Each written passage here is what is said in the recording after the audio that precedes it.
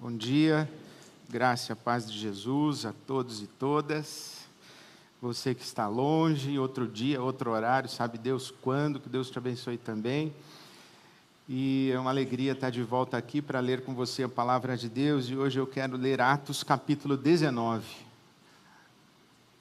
Atos dos Apóstolos, o capítulo 19. Eu já lhes falei sobre o Evangelho da Graça de Deus e a religião fundamentalista, mais precisamente o Evangelho da Graça de Deus contra a religião fundamentalista. Falei também sobre o Evangelho da Graça de Deus contra a religião mercantilista. E hoje um tema mais leve, o Evangelho da Graça de Deus contra a religião idolátrica. O Evangelho da Graça de Deus, a espiritualidade do Evangelho e a espiritualidade da idolatria. A distinção entre Deus e os ídolos. E o que isso significa para nós, o que significa para a nossa vida. E como é maravilhoso isso. Eu acredito que essa história que eu vou lhes contar hoje pela manhã, que na verdade Lucas, aqui no livro de Atos dos Apóstolos, nos conta, é uma das mais belas e desconcertantes páginas do Evangelho e uma revelação essencial do Evangelho. Na verdade, é uma revelação que distingue, diferencia e distancia absolutamente o Evangelho da experiência religiosa dos ídolos. Eu diria até que se você não entendeu isso ainda, é muito provável que a sua forma de viver, a sua experiência espiritual, ainda esteja contaminada pela mentalidade idolátrica. Presta atenção então no que eu vou lhe contar. Presta atenção nessa história, porque isso aqui que a palavra de Deus revela para nós hoje, é imprescindível, é essencial e é maravilhosamente belo. Essa revelação da palavra de Deus aqui é de importância que não tenho como exagerar a importância do seu discernimento a respeito do que essa história está contando para você. Eu estou em Atos dos Apóstolos, o capítulo 19, e o versículo 23 disse que, naquele tempo, houve um grande tumulto, uma grande confusão por causa do caminho. Uma das mensagens mais recorrentes que eu recebo nas minhas mídias sociais e dos feedbacks que as pessoas me dão carinhosamente, me aconselhando, eles dizem assim: pastor, não se mete em confusão, prega só o Evangelho. Então, olha aqui o que acontece quando você prega o Evangelho. Houve uma grande confusão, um grande tumulto por causa do caminho. Um ourives, eu estou em Atos 19, 24, um ourives chamado Demétrio, que fazia miniaturas de prata do templo de Artemis, ou Diana, a deusa Diana, no templo de Artemis, e que dava muito lucro aos artífices, reuniu-os com os trabalhadores dessa profissão e disse: senhores, vocês sabem que temos uma boa fonte de lucro nesta atividade, e estão vendo e ouvindo como este indivíduo, Paulo, está convencendo e desviando grande número de pessoas aqui em Éfeso e em quase toda a província da Ásia. Diz ele, o apóstolo Paulo, que deuses feitos por mãos humanas não são deuses. E não somente há o perigo da nossa profissão perder a sua reputação, mas também de o templo da grande deusa Artemis cair em descrédito, e de a própria deusa cair em descrédito, e de a própria deusa adorada em toda a província da Ásia e em todo o mundo ser destituída de sua majestade divina. Deixa eu ler de novo que eu me perdi. não somente há o perigo, presta atenção, não somente há o perigo da nossa profissão perder sua reputação, mas de o templo da grande deusa Ártemis cair em descrédito e da própria deusa adorada em toda a província da Ásia e em todo o mundo ser destituída de sua majestade divina. Ao ouvirem isso, eles ficaram furiosos e começaram a gritar: grande é Ártemis dos Efésios! Em pouco tempo, a cidade toda estava em tumulto. O povo foi às pressas para o teatro, arrastando os companheiros de viagem de Paulo, os macedônios Gaio e Aristarco. Paulo queria apresentar-se à multidão, mas os discípulos não o permitiram. Alguns amigos de Paulo, dentre as autoridades da província, chegaram a mandar-lhe um recado, pedindo-lhe que não se arriscasse a ir ao teatro. A assembleia estava em confusão. Uns gritavam uma coisa, outros gritavam outra. A maior parte do povo nem sabia porque estava ali. Isso é engraçado.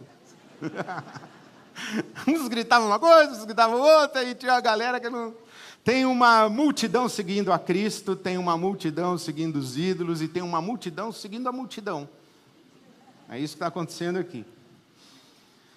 Alguns da multidão, versículo 33, julgaram que Alexandre era a causa do tumulto quando os judeus o empurraram para a frente.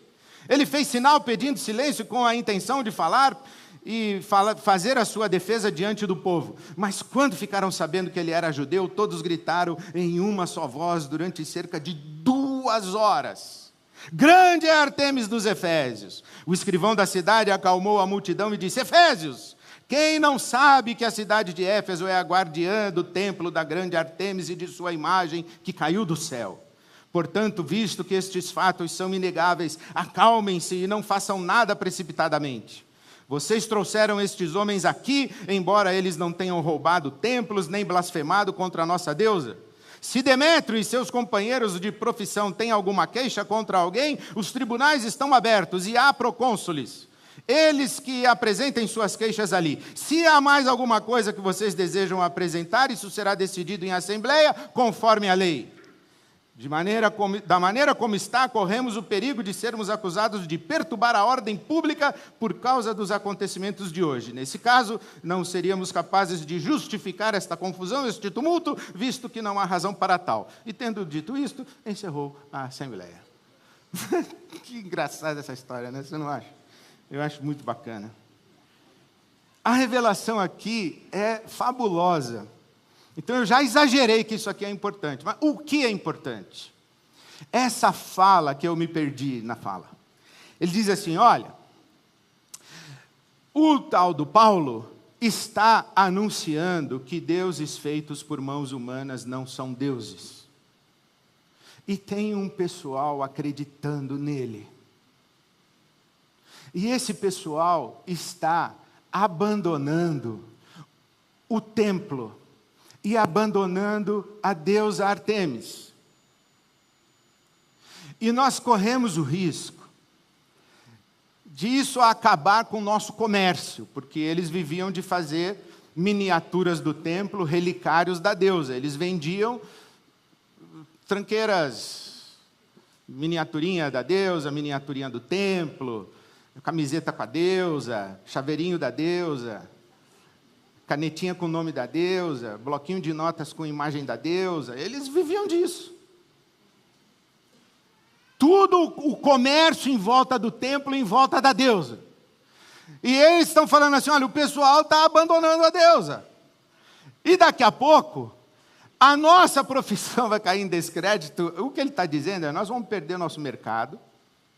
Mas ele diz, tem uma coisa pior. O templo vai cair em descrédito, ele vai parar de ser frequentado. O templo vai perder o valor, as pessoas vão parar de vir ao templo. Naquela época, em Éfeso, esse templo da deusa Ártemis, ele foi construído 700 anos antes disso aqui. E nesse período de 700 anos, ele foi destruído e reconstruído pelo menos 3 vezes. Os efésios, eles tinham tamanha veneração por essa deusa e tinham em tão alta conta esse templo da deusa Ártemis, que Alexandre o Grande se prontificou a reconstruir o templo depois que ele havia sido destruído numa dessas 3 vezes, e os efésios disseram: não queremos ajuda de Alexandre o Grande, nós vamos reconstruir, e eles reconstruíram, e o templo da deusa Ártemis foi considerado, naquela época, uma das 8 maravilhas do mundo. Então Demétrio está dizendo: olha, nós vamos perder o nosso mercado, que é o comércio do templo, o templo vai perder o seu valor e vai ser esvaziado, e a própria deusa, ele diz, corremos o risco de que a própria deusa, adorada em toda a província da Ásia e em todo o mundo, ser destituída de sua majestade divina. Olha, o que isso está dizendo a respeito do ídolo? O ídolo, ele não tem vida em si. O ídolo depende de um templo.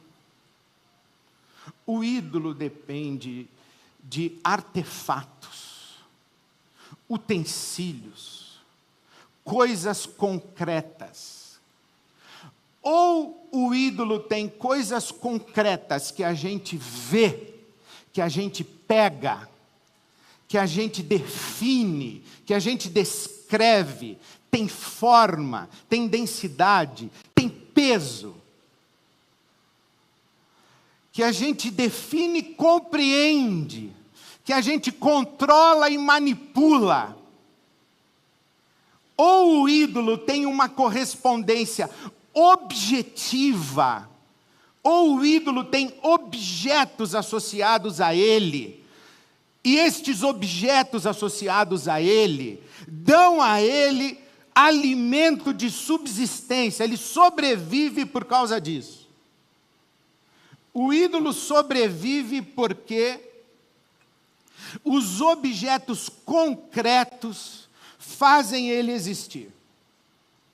O que Demétrio está dizendo é: se você tirar o templo, se você tirar a miniatura da deusa, se você tirar o santinho para colocar na carteira, se você tirar o dia de frequentar o templo, se você tirar o sacerdote do templo, tirar a estrutura do templo, não apenas o templo e as coisas concretas do templo se dissolvem, mas o próprio ídolo se dissolve, porque ele não existe, ele não tem vida em si. E isso diz muito a respeito do ídolo, mas diz muito a respeito de nós. Nós somos pessoas movidas por coisas concretas. Nós precisamos de coisas concretas. Por exemplo, quando eu falo para você, o nome do jogo é generosidade, seja generoso, você não sabe o que fazer. Mas se eu disser para você, 10% da sua renda mensal precisa ser entregue a Deus, porque se você não entregar 10%, você está roubando a Deus, aí você sabe o que fazer. 10%. Se eu disser para você, você pode invocar a Deus em qualquer lugar, a qualquer dia e a qualquer hora, você não sabe o que fazer. Mas se eu disser para você que o domingo é o dia do Senhor, e que o templo é a casa do Senhor, e que o culto é a obra do Senhor, e que você tem que dar prioridade na sua vida para as coisas de Deus e não para as coisas do mundo, você sabe o que você tem que fazer. Você sabe que domingo, no dia do Senhor, você tem que ir no templo prestar um culto. Se eu disser para você, Deus está conosco, você não sabe o que fazer, mas se eu colocar um bezerro aqui na frente, aí você sabe o que fazer. Você sabe se curvar diante do bezerro, se ajoelhar diante do bezerro, trazer uma oferta e colocar diante do bezerro, cantar uma música para o bezerro, acender uma vela em volta do bezerro, entrar na corrente do bezerro, subir um monte para cantar louvor para o bezerro. Mas se eu tirar o bezerro, você se perde. É isso que Demétrio está fazendo e está dizendo. O ídolo não sobrevive sem um bezerro que lhe dê concreção, materialidade e objetividade. Aí vem Jesus. Deus é espírito e importa que os que o adoram, o adorem em espírito e em verdade. Ah, Jesus, não dá, seja mais claro.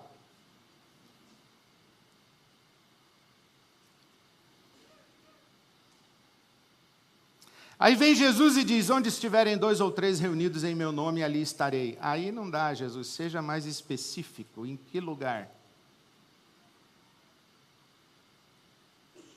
Aí vem Jesus e diz, o sábado foi criado para o homem, não o homem para o sábado, portanto tem coisas que eu faço no sábado e que vocês acham que é proibido fazer no sábado, mas eu faço e eu não estou desobedecendo a Deus ao fazer. Ah, Jesus, aí não dá, fica muito subjetivo. O senhor tem que ser mais claro, o que pode e o que não pode no sábado. Quantos quilômetros eu posso andar no sábado? A religião idolátrica, ela se estrutura colocando para você medidas, limites, fragmentando a vida e a existência para que no fragmento que lhe é próprio, você se localize. E esse fragmento que é próprio da religião, você vai chamar de sagrado. E o resto é profano. O templo é sagrado. A universidade é profana. Não mande seu filho para a universidade. É profano. O templo é sagrado. O seu ambiente de trabalho é profano. As cadeiras desse auditório são sagradas. Os assentos de uma casa de show ou da arquibancada de um estádio de futebol são profanos. A religião se organiza assim. Isso que você faz de manhã, sua hora silenciosa, sua hora devocional, é o tempo que você dá para Deus. O resto do dia, você faz o que você quiser, porque o resto do dia e o resto do tempo é profano mesmo. A religião funciona fragmentando a existência, criando limites concretos, criando objetos, inclusive, locais, atividades, pessoas. Então, por exemplo, como é que a gente chama o pastor? É o anjo do Senhor. É o ungido do Senhor. E se você tocar no ungido do Senhor, o ungido do Senhor, que é a representação material, objetiva da presença de Deus no meio do povo. Você tocar no ungido do Senhor, a mão de Deus vai pesar na sua vida. A religião precisa disso. Pessoas especiais, lugares especiais, dias especiais, atividades especiais, utensílios especiais, artefatos especiais. Aí vem Jesus e derruba tudo isso. Ele diz que todo mundo é abençoado por Deus e que Deus é Pai nosso e que qualquer pessoa pode e deve invocar a Deus como seu Pai. Qualquer é, onde? Qualquer lugar. De que jeito? De todo jeito. Com que roupa? Com qualquer roupa, até pelado pode. Aí a gente se perde. É muita liberdade, pessoal. É muita liberdade.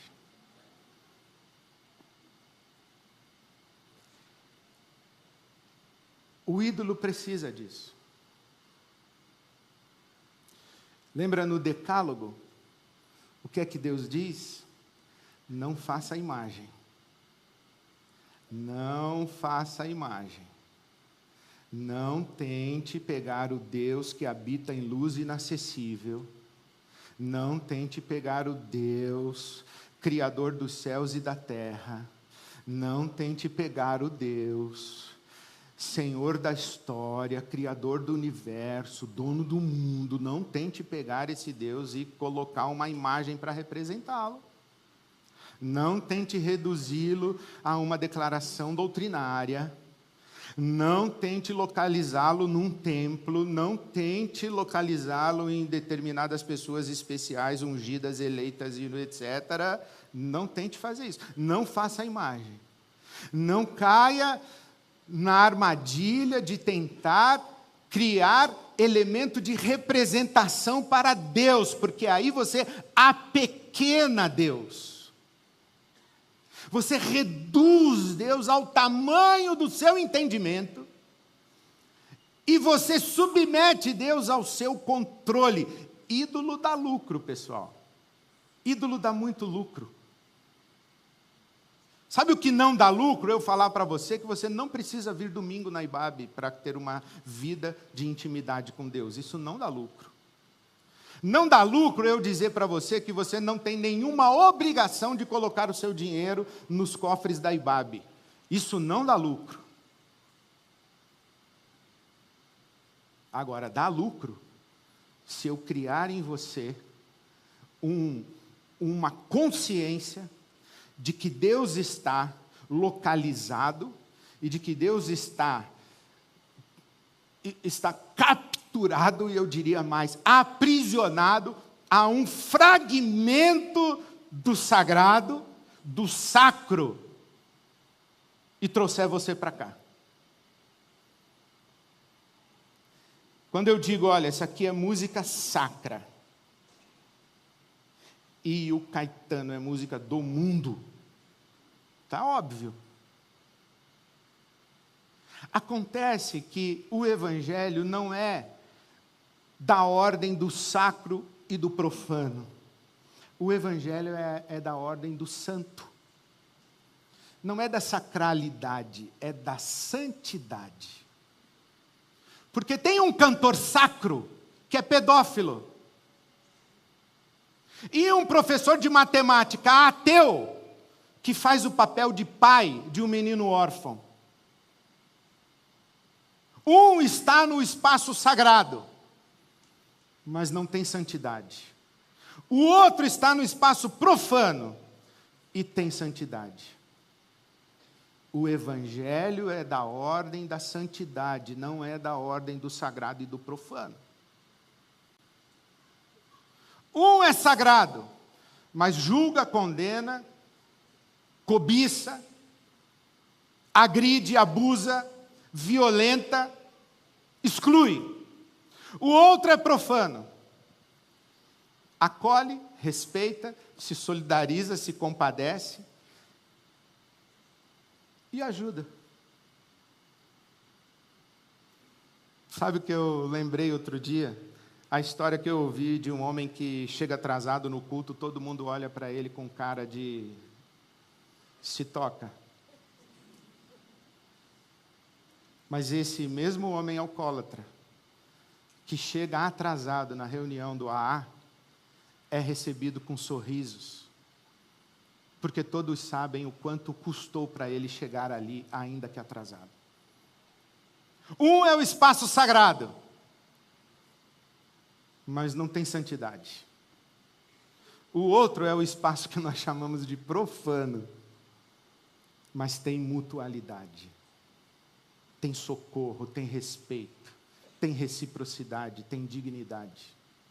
O Evangelho é da ordem da santidade, não do sagrado e do profano. O ídolo é da ordem do sagrado e do profano. Porque o ídolo precisa do sagrado, porque se você tirar o sagrado, o ídolo evapora, se dissolve, desaparece. O que é que Jesus diz? Devemos adorar a Deus em espírito e em verdade. Você deve ser generoso. E quanto do seu dinheiro você vai dar? Aí é a sua consciência. Aí é o seu coração generoso que vai dizer. Aí é o quanto você é sensível ao Espírito Santo na sua vida. Eu não preciso ir no culto domingo, o que eu faço domingo? Aí é a sua consciência. Mas eu quero ir no culto, então venha, eu estarei aqui domingo às 11, se Deus quiser. É a maior alegria que eu tenho de fazer isso que eu estou fazendo agora para você. E dizer que você não precisa vir domingo, mas se você vier, vai ser ótimo para você. E se você porventura vier e não for ótimo para você, pode ser que tenha sido uma experiência isolada, mas se você acontecer isso com você, uns 4, 5 domingos seguidos, vaza. Porque está te fazendo mal. Vai buscar Deus em outro lugar. Vai invocar a Deus em outro lugar. Vai invocar a Deus de outra maneira. Vai invocar a Deus com outras companhias, em outra comunhão. Porque eu quero dizer para você uma coisa, Deus está on, irmão. Deus está on. E o Evangelho é wireless. A religião é conexão a cabo. O Evangelho de Jesus Cristo é wireless. A religião é a conexão a cabo. Você tem que vir na IBAB, plugar na tomada, senão você não fala com Deus. O Evangelho é wireless. Você fica em casa, você invoca a Deus em espírito e em verdade. Login, Ed Renekiewicz. Senha, Jesus Cristo. Deus está on. Aqui na IBAB, lá fora no estacionamento. Hoje à tarde, onde você estiver, na sua mesa do almoço, Deus está on. O Evangelho é da totalidade. Tudo que eu faço em todo lugar, e todo mundo que adora a Deus em espírito e em verdade, e invoca a Deus em nome de Jesus Cristo, está falando com Deus, está na presença de Deus. Esse é o Evangelho, isso é maravilhoso para nós. Amanhã, onde você estiver, Deus está lá, Deus está on. Vou te dar uma informação muito legal. Deus está à distância de um fechar de olhos. Quão longe está o templo? Quilômetros. Precisa de romaria, precisa de peregrinação. Quão distante está Deus de mim? Jesus diz, Ed, à distância de um fechar de olhos. Login, Ed Renekiewicz, senha, Jesus Cristo, conectou. É assim. Todo dia, em todo lugar, em todo tempo, através de todo mundo que é de Jesus. Quando a gente entende isso, a gente resgata o auditório da IBAB, a reunião de oração da IBAB. A gente resgata a mobilização solidária para o Rio Grande do Sul e a carreta que sai para distribuir as nossas doações e contribuições para levar ao povo do Rio Grande do Sul. A gente resgata a nossa festa junina que teve segunda-feira no Louvorzão, a festa de aniversário do primo de Jesus, que celebramos aqui segunda-feira passada. A gente resgata esse ambiente. Porque Deus está on, Deus está no musical da Páscoa, Deus está lá fora, Deus está no CR quarta-feira, e Deus está no pessoal que sai de bike para andar pela cidade, no jogo de basquete, Deus está ali no IBAB Criança, Deus está on, e a conexão com Ele é wireless. Então, meu querido, meu irmão, minha irmã, abandone a religião idolátrica. Abandone a religião idolátrica e viva a experiência do Evangelho de Jesus Cristo que nos coloca em relação direta, imediata e universal com Deus, o nosso Pai. Não importa se você está aqui, se você está na China, se você está onde você está, Deus está on. É universal, é wireless. A distância de um fechar de olhos. Coloca aí o seu login, senha, Jesus Cristo. Chegamos a Deus, senha, Jesus Cristo, porque há apenas um mediador entre Deus e os homens, Jesus Cristo. Deus te abençoe, meu querido. Viva a espiritualidade do Evangelho. Amém, amém, amém.